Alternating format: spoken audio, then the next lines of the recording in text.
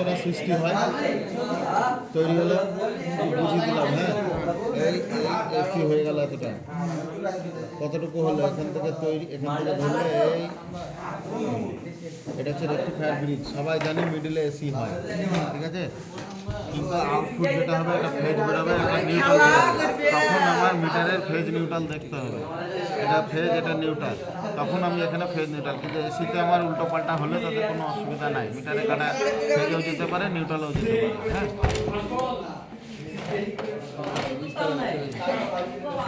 দেখি লাইনটা দাও। তো স্যার হ্যাঁ দাও। সুইচ মারো। কারেন্ট বেরিয়ে গেল নাকি?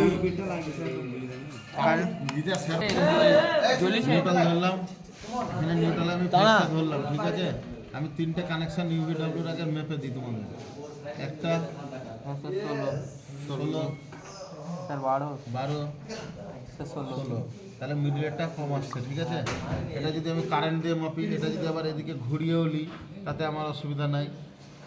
কত হলো? 14 11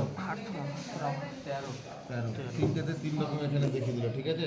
এখানে যখনই আমি মাপবো ফেজে নিউট্রালের ফেজটাকে ধরবো, এর ক্যাপাসিটারের নিউট্রাল হচ্ছে এটা, যেমন এখানে ফেজ হচ্ছে এটা, নিউট্রাল হচ্ছে এটা, সবসময় এটা উল্টো ধরতে হবে। হ্যাঁ, এটা এখানে আসবে, ঠিক আছে, বুঝতে পারছি। এটা কিন্তু এখানে ধরলে হবে না, এটা এখানেই ধরতে হবে।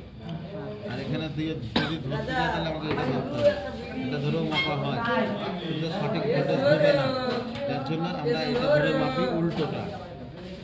সবসময় ক্যাপাসিটরের ফেজে দিতে হবে, সবসময় ক্যাপাসিটারের ফেজ নিউট্রালের সঙ্গে আমার মিটারের ফেজ দিয়ে এখানে নিউট্রালটা মাপা হবে, 1 2 3 তিনটে মাপা হলো।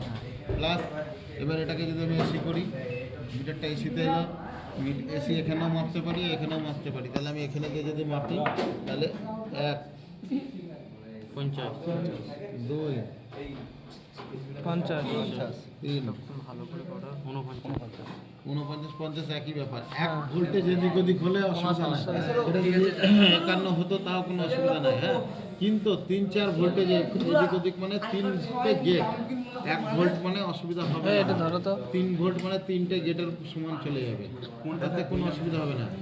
এসি মাপতে গেলে যখন আমি এখানে সমান পরিমাণে দেখে নেবো যে এখানে সমান ভোল্টেজ আছে, তাহলে আমার পিসিবি ঠিক আছে, তার সেই ক্ষেত্রে কম্প্রেসার দেখতে হবে, নইলে ওএলপি আছে ওএলপিগুলো দেখতে হবে নিচে, ঠিক আছে।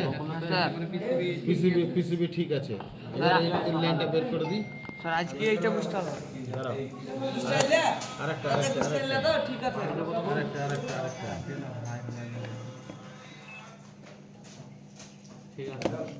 ডায়োড মোডে সেট করলাম, ঠিক আছে।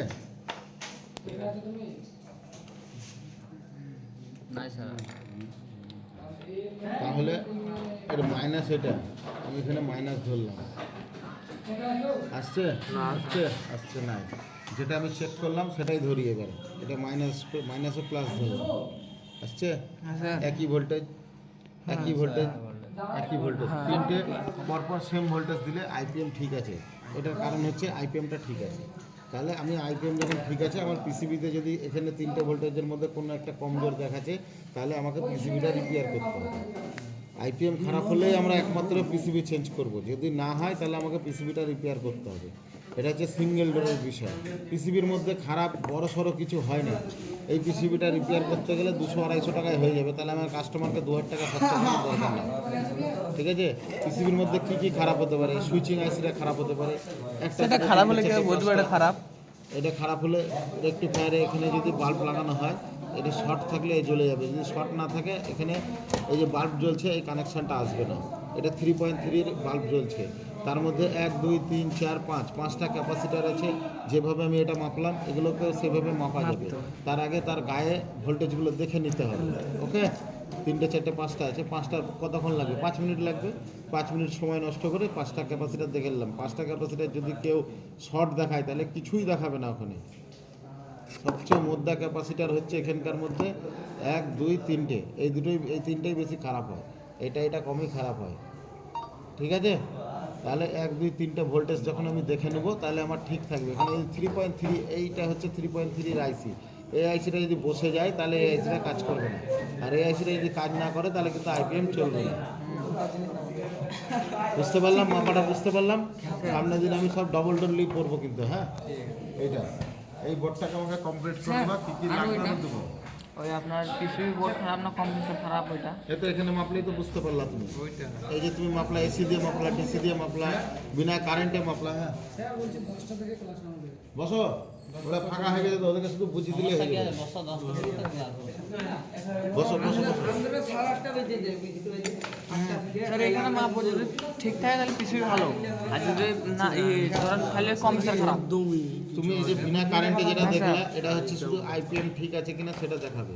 আর কারেন্টে কারেন্টে যদি এইখানে সঠিক আছে তাহলে যদি কম্প্রেসার না চলে তাহলে কম্প্রেসার খারাপ, কম্পিউটার খারাপ, আর যদি এখানে কারেন্টই না পৌঁছায় তাহলে আইপিএম খারাপ। আইপিএম খারাপ। ঠিক আছে, আইপিএম এ ভুলভাল ভোল্টেজ দেখালে ভেবে নেবা কোনো না কোনো। স্যার যদি 2-1 কম দেখায়, চলে গেছে। 2-1 ভোল্টেজ কম দেখায় তাহলে কোনো সমস্যা না, যদি বেশি ডিফারেন্ট দেখায় তাহলে খারাপ। তাহলে খারাপ। ওটা থাক, ওটা থাক। না এখানে তো বোর্ড বোর্ড লাগিয়ে ছেলেপিলে ভালো লাগে। স্যার বলছিলাম যে এইগুলা খারাপ, এগুলা কেউ বুঝবে এগুলা? এইগুলো খারাপ হলে বাস্ট হয়ে যাবে, এগুলো চোখেই দেখতে পাবা, এ ফেটে ফুটে বেরোবে। এগুলো যদি খারাপ হয়, একটা দুটো তিনটে চারটে, এ খারাপ হলে শুধু লাইন দিবে না, এদিকটা এটা ফিউজেরই কাজ করে, এদিক থেকে এদিকে শুধু লাইনকে গ্লো করে। এটা যদি 270-এর উপরে চলে যায় তাহলে নিজে নষ্ট স্যার হবে। আমি বলি এটা ধরেন খারাপ হলো, ঠিক আছে, তাহলে আমি তো এইখানে দুই মাথা যে আরেকটা টেস্টার টাইপের আছে লাইট জ্বলে, ওটা দিয়ে চেক করলে তো বুঝতে পারবো। বলে দিতে হবে, এটা যদি খারাপ হয় হ্যাঁ দুমদাম ফিউজ উড়বে, এমসিবি থাকলে এমসিবি পড়ে যাবে, এটার কাজই তাই, এ উড়ে যাবে। তখন আমাকে এই ক্ষেত্রে এখানে একটা বাল্ব ব্যবহার করতে হবে। এই যে সিরিজটা যেটা ব্যবহার করেছো, এখানে একটা টেস্টিং ল্যাম্প, বাল্ব হোল্ডার সমেত একটা 100 ওয়াটের বাল্ব, এখানে একটা কানেকশন, এখানে একটা কানেকশন, এটা সিরিজ হয়ে গেল। এই তারের মধ্যে দিয়ে একটা সিরিজ চলে এলো। যদি সিরিজে বাল্ব জ্বলে যায় তাহলে পিসিবির মধ্যে কিছু খারাপ আছে, তার মধ্যে আমাকে হাই ভোল্টেজ যেগুলো আছে সেগুলো আগে মানে এখানে একটা কানেকশন আর এখানে একটা কানেকশন দিয়ে 100 ভোল্ট একটা বাল্ব বাল্ব লাগিয়ে দাও। যদি চলে তাহলে জানবো এখানে যদি খারাপ। বাল্ব বসে থাকে কি বাল্ব না জ্বলে তাহলে ঠিক ঠিক আছে, আছে, আর যদি বাল্ব জ্বলে তাহলে আর খারাপ। যদি বাল্ব জ্বলে তাহলে তাহলে এখানে পিসিবির মধ্যে কি কি হতে পারে, একটা দুটো তিনটে চারটে ছোট পাঁচটা, ছোট এগুলো এগুলো সব হাই ভোল্টেজ, 1 2 3 4 5, এগুলো পিএফ। পিএফ। হ্যাঁ, এইটা খারাপ হওয়ার কথা নয়। এগুলো যেহেতু বাজ খাওয়ার জন্য দেওয়া থাকে, এটা আর্থিংয়ে থাকে। এই কানেকশানটা হচ্ছে আর্থিংয়ের কানেকশান, ওটা ঝট করে নষ্ট হয় না। ঠিক আছে, বুঝেছ? যদি না বুঝো সামনের দিন আবার স্টাডি করবো। ঠিক আছে, টাটা।